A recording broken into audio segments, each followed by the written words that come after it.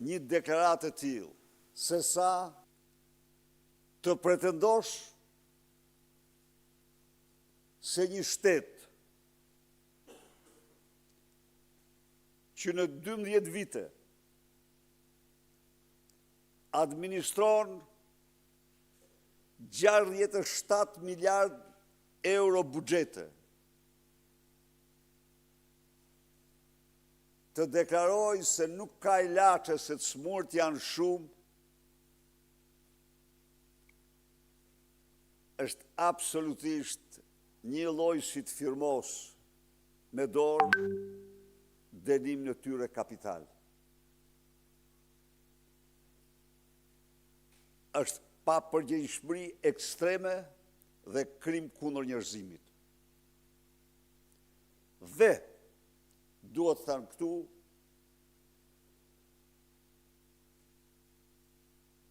thënë këtu, se në investigimet e tij, Osman Stafa ka fakturë se në shumë raste kanë qenë vjedhjet dhe abuzimet për interesa mafioze, pasurimi, të atyre që kanë plaçkitur, kanë bërë tendrin dhe s'kanë sjellë një ilaç të vetëm. Drejtor, kryesor të spitalit dhe ministra.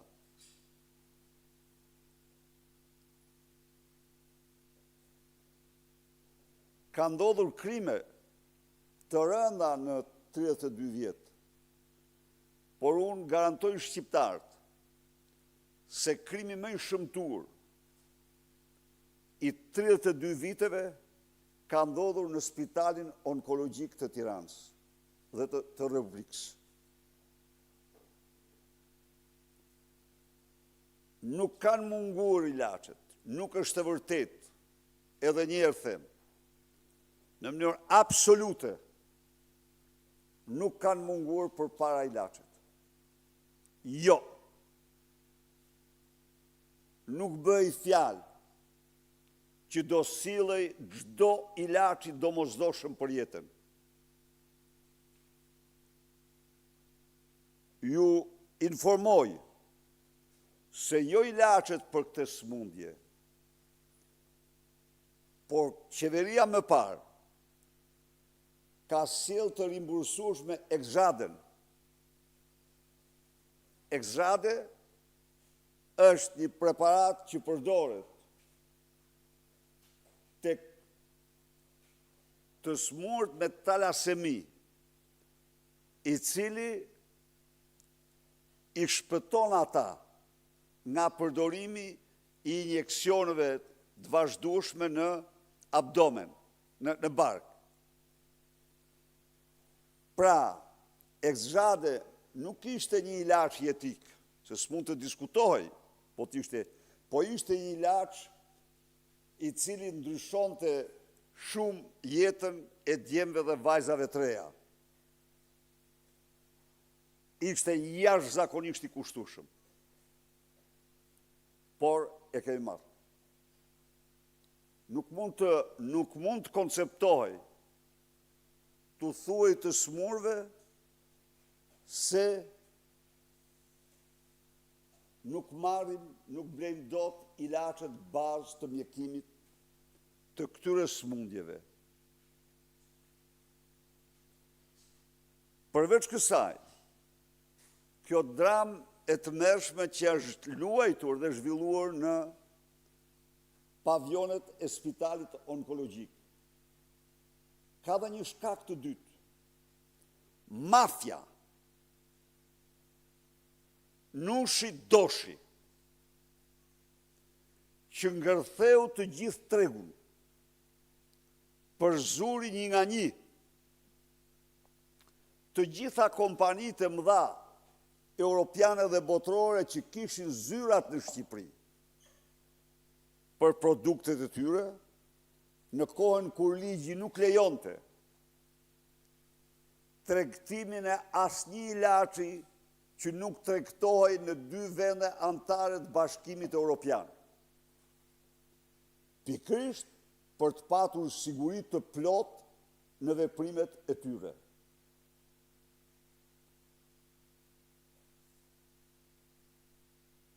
Pushtimi i tregut farmaceutik nga këta 2 mumuth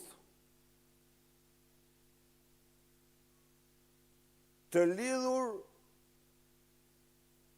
kock e palës me Edi Ramën që të dy. Bën që kompanitë mëdha, prodhuese të ilaçeve kundër sëmundjeve maligne, të largohen njëra pas tjetrës nga Shqipëria. Çka i la këta të smur në mshirën e fatit dhe sot jetëgjatësia e tyre në Shqipëri është të paktën 60-70% më e ulët se sa në vendet tjera ku mjekohen. Për të mos thënë, raste që ju janë dhënë ilaçe tjetër për tjetër. Ndaj dhe e paralajmëroj Edi Ramën se çdo kërcënim dhe çdo shqetësim që mund t'i krijohet gazetarit Osman Stafa, do mbahet ai vetë direkt përgjegjës. Të gjejmë me shpejtësi autorin e kërcënimit. Kjo klim kërcënimi ndaj gazetarëve është pjesë, është element kryesor i narkoregjimit.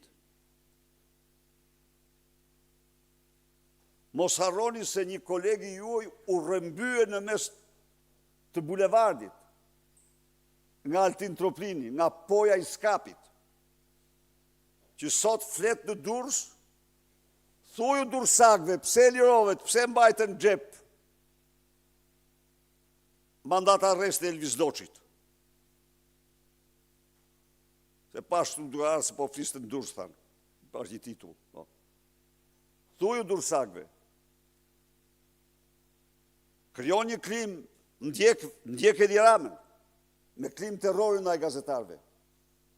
Rrëmben gazetarin në mes bulevardit, apo në kafene.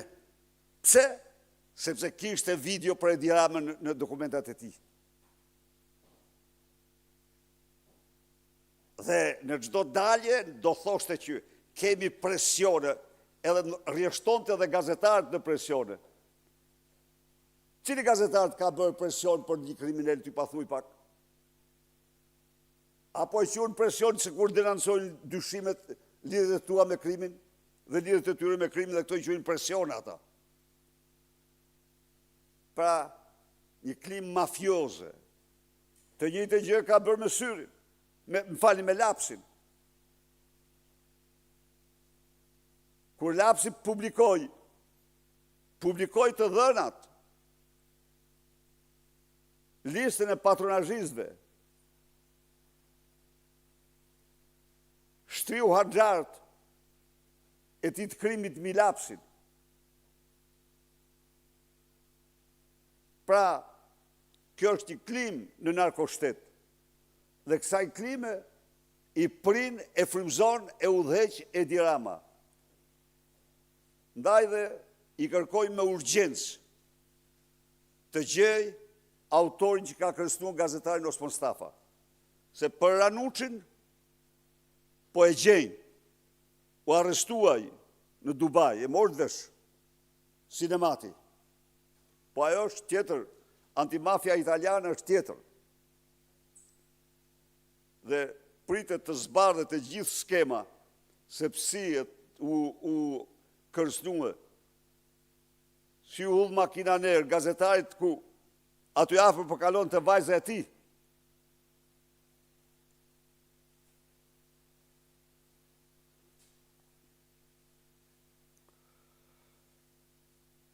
Së dyti, denoj edhe njëherë me forcën më të madhe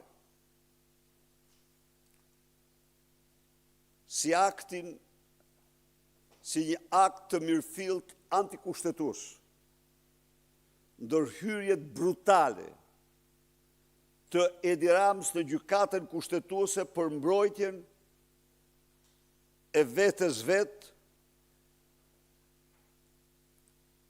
në aparencë Ballukut. Në fakt, ai mbron veten e tij. Tani, më duhet të rikujtoj shqiptarve, por edhe atyre ndërkombëtarve të cilët janë të interesuar për të vërtetat në këtë vend.